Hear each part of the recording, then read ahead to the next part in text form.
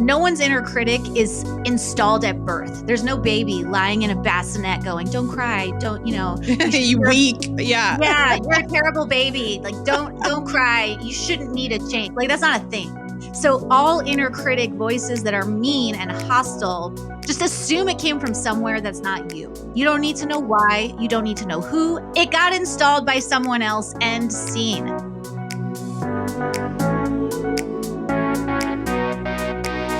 Welcome to Amplify with Jess Ekstrom, a show designed to help women get out of their head and into their zone of influence.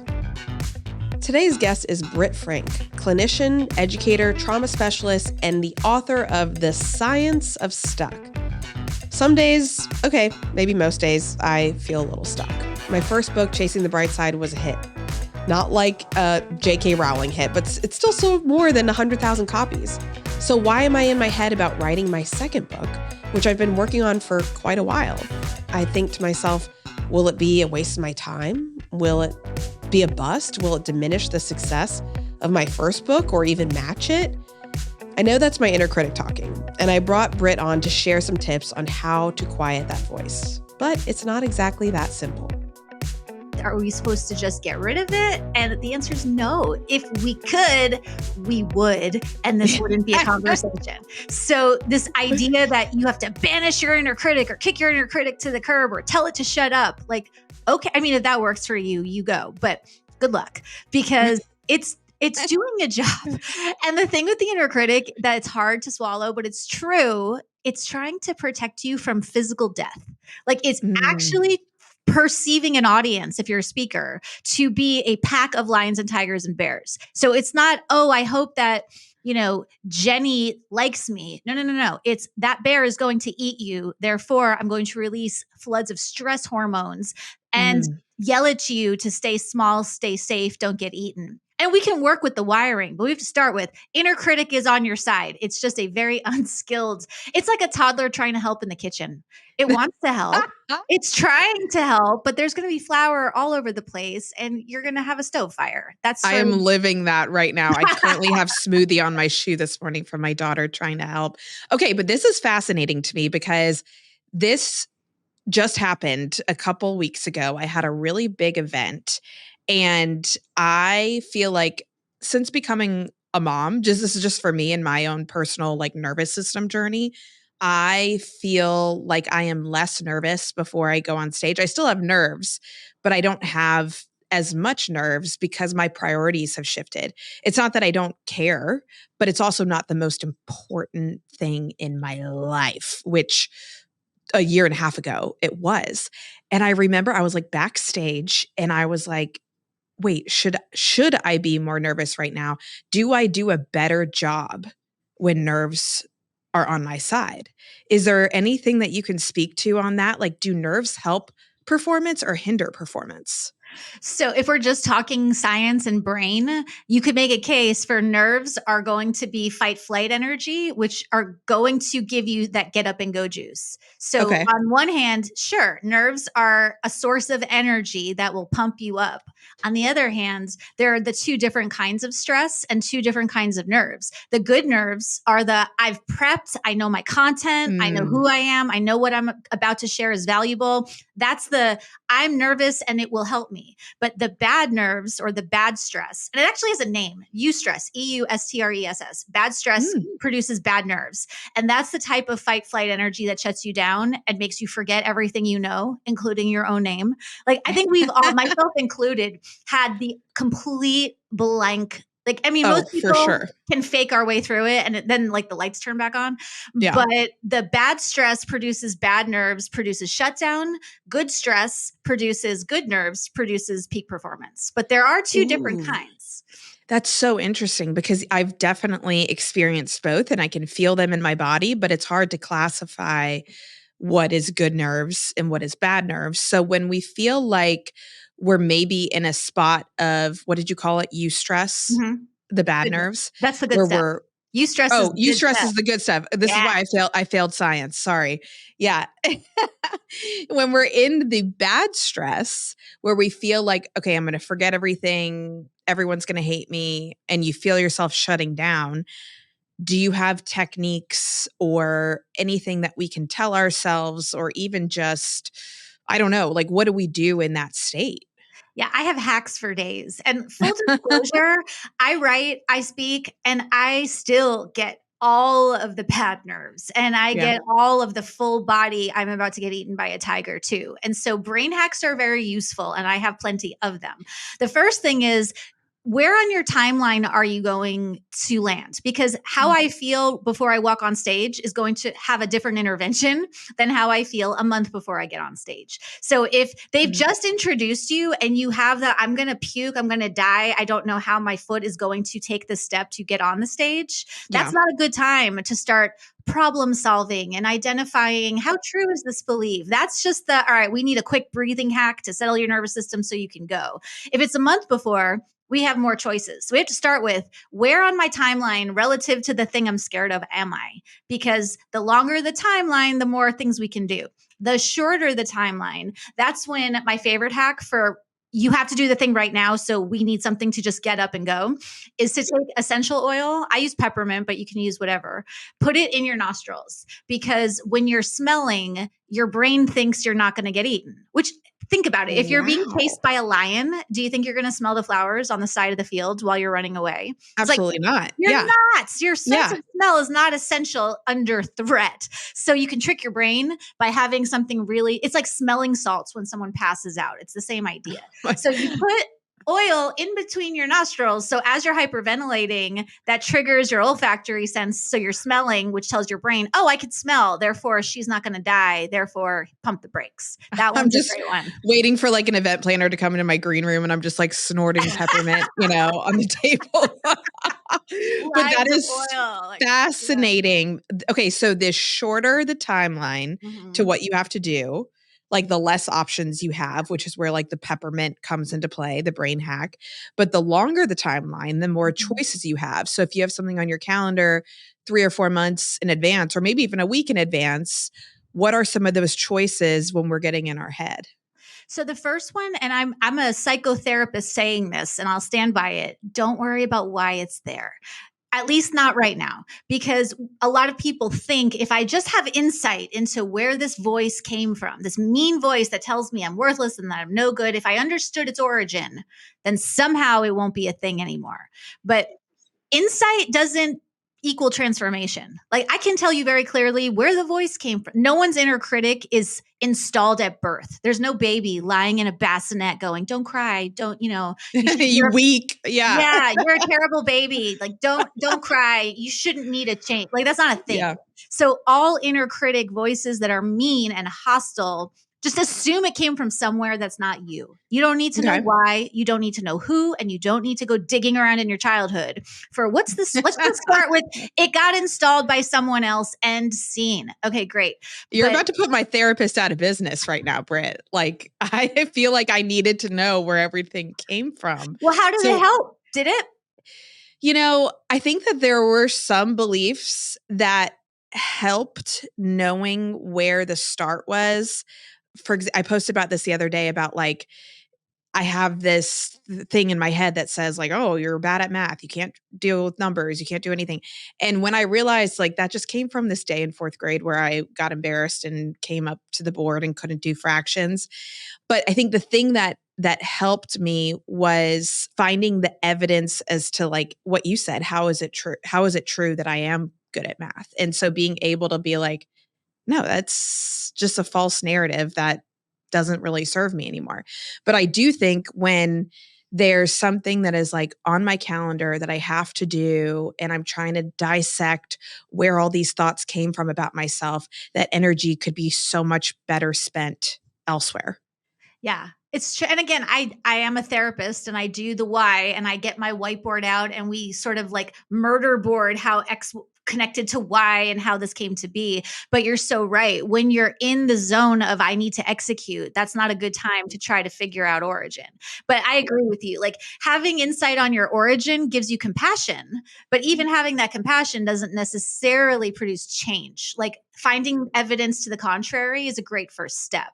Not, is this true? How true is it? So instead of this being a yes or a no, it's on a scale of 1 to 10, with 10 being it's so true you're going to die, and 1 being it's completely false, most of the time, a great little hack is to tell yourself, yeah, that's probably a little bit true. Like if my inner critic tells me no one's going to like you, well, that's probably a little bit true. Like in a crowd of thousands, there will be people who don't like me. That is a little bit true. But it's a little bit true. We can digest that. It's true. That is fully indigestible. Like the all or nothing thinking. Yeah. Right. Yeah. And the no, it's not true at all is gaslighting, because like, no, not everybody will like you. And some people will think that what you have is not in any way valuable. So telling yourself, well, yeah, that's a little bit true, can deactivate the inner critic's potency. Like, yeah, Oh my that gosh, is, yeah. you suck. Yeah, that's a little true. I do. You're a fraud. Yeah, that's also a little, I mean, in every accusation, there's a kernel of truth.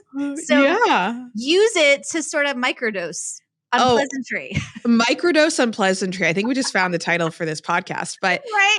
I love this because I had a situation a couple years ago where I was working with my life coach, Erin Foley, who's awesome, and she's a business coach as well.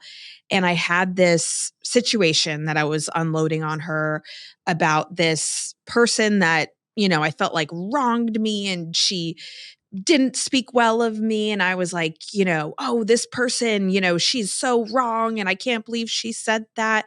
And she's the first thing Erin said to me, she's like, what about the things that she said were true? And I was like, Oh, you're fired. No, I'm just joking. I was like, oh man, I was so concerned with figuring out how this person who I felt was mean and said bad things was just all wrong, that I didn't look for any place as to why it was true. And even if it was just 10% or 5% true. And I felt like it has changed the way that I perceive like negative interaction or even negative feedback from people, and put some space between me and the person where my ego is not the only carrier of the information back and forth. And so to tell our inner critic in our mind that like, yeah, probably 5% of the audience is not going to be like, Britt, you know, at the end of this talk, is a great freedom, because it gives you permission to not have to win 100% of the audience 100% of the time. And I think that that's where a lot of the pressure comes from in speaking, is like, have to get 100% standing ovations, everyone's life has to be changed. And I just did an event where there was like 3,000 people in the audience, and you know, I did a survey afterwards, and like one response is like, my life will never be the same after hearing Jess speak. Like my future kid, like just the most over the top, amazing feedback. And there was like one, you know, testimonial that was like, it was just too fluffy for me. And of course you're just like, what? How is that too fluffy? And so your mind is like, well, I lost, you know, I didn't win 100%. But what you're saying is like, accept that reality beforehand, which I think is brilliant. It's so powerful. And this is a practice and it takes time, but we want to, I call it defusing, because when you're fused with the critical voice, whether it's your inner voice or someone else's bad feedback, if you're fused with that, that's the only thing your brain's going to see. It's the only truth.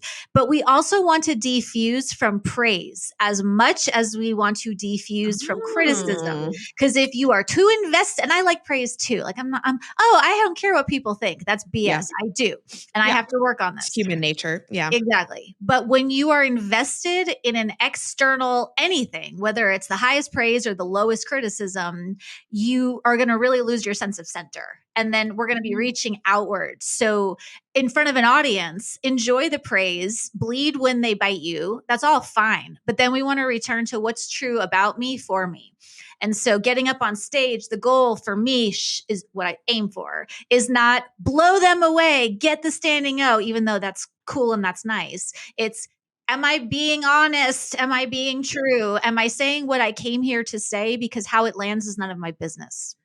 Ooh, Britt, you're killing me right now, but in a good way, because one of the things I was going to ask you was, why do I now have more nerves or maybe more analysis paralysis, even though now I have more experience? I feel like I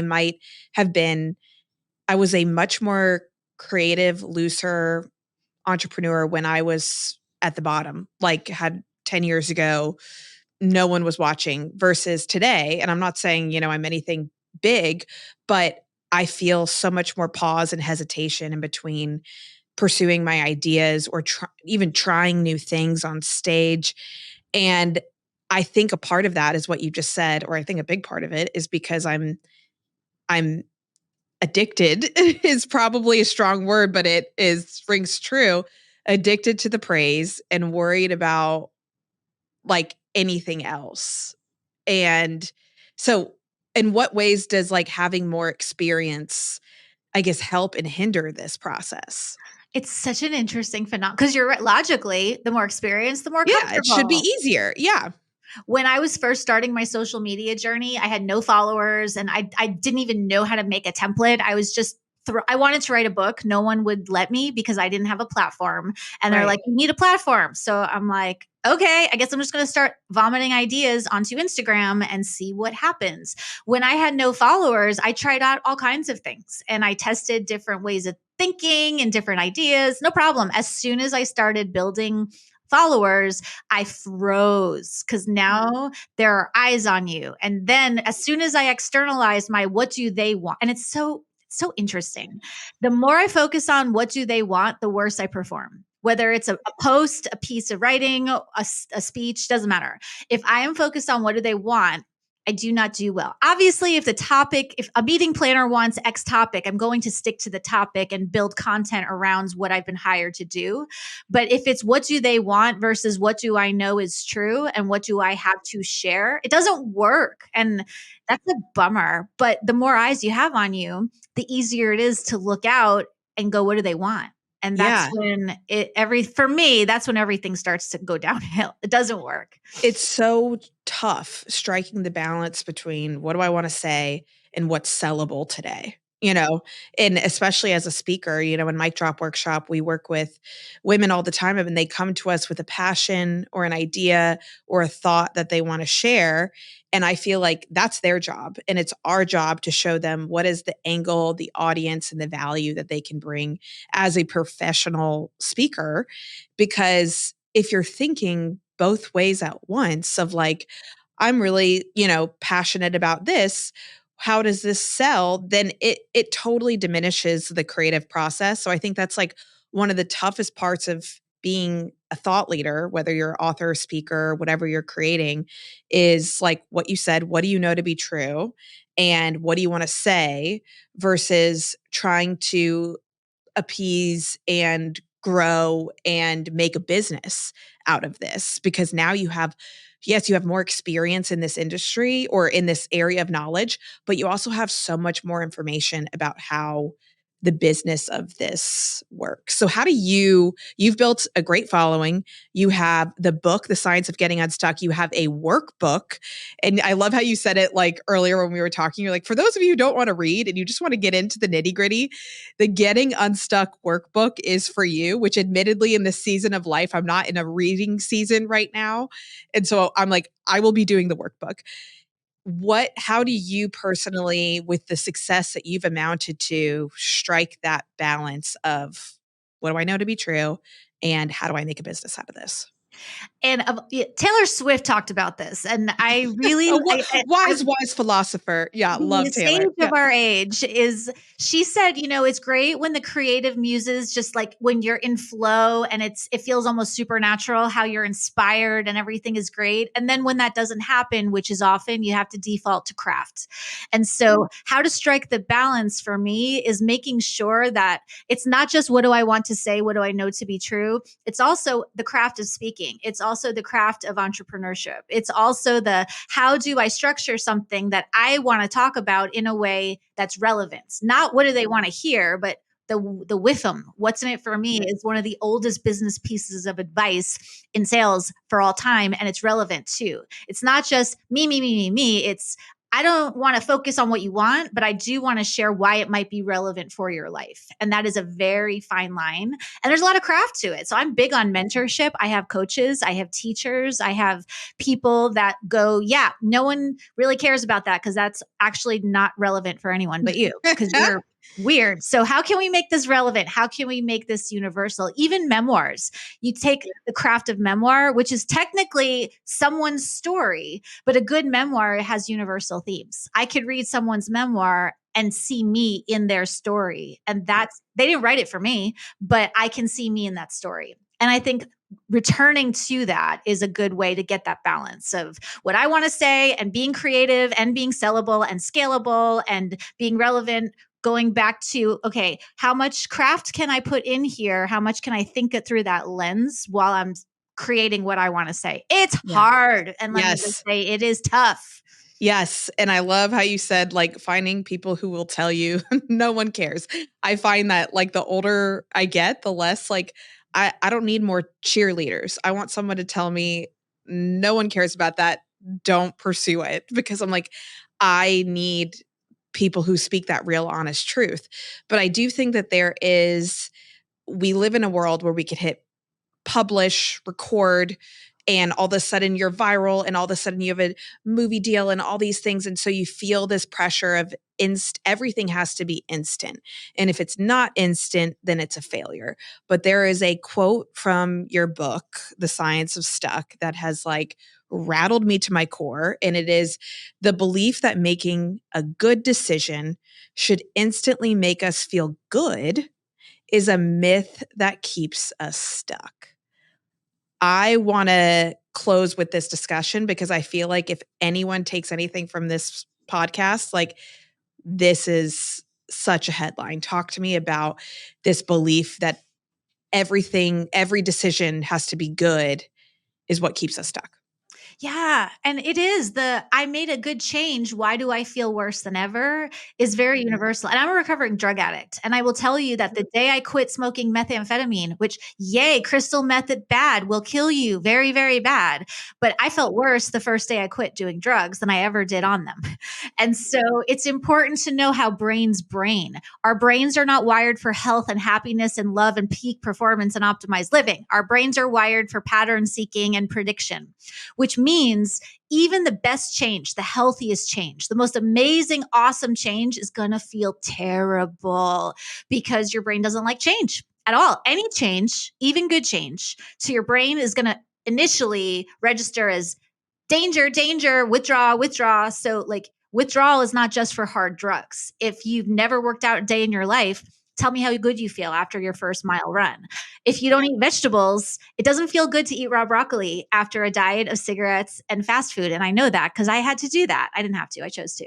So when I started eating healthy, working out, not using drugs for a few months, I felt like, what are people talking about? I've been duped. I'm better off. Yeah. I'm better off over there. So remembering that the stage between, yay, I made a good decision, and woohoo, I feel great about my life choices, is a whole lot of unpleasantness. And if we can know that, then it's not such a shock when it happens. And then it's grit your teeth, make yourself as comfortable as you can, and hang in there because it's going to suck before it doesn't. Yes, I see this all the time with the women in our community with their first talk, with their writing their book that they've set out to write, with starting their business. It's like, wait, I've done the thing that I set out to do, that I have worked so hard on. Why does it not feel good immediately? So personally, selfishly asking, when does it, like, how do you stick with the habit and not let the, like, ooh, this is uncomfy, get the best of you?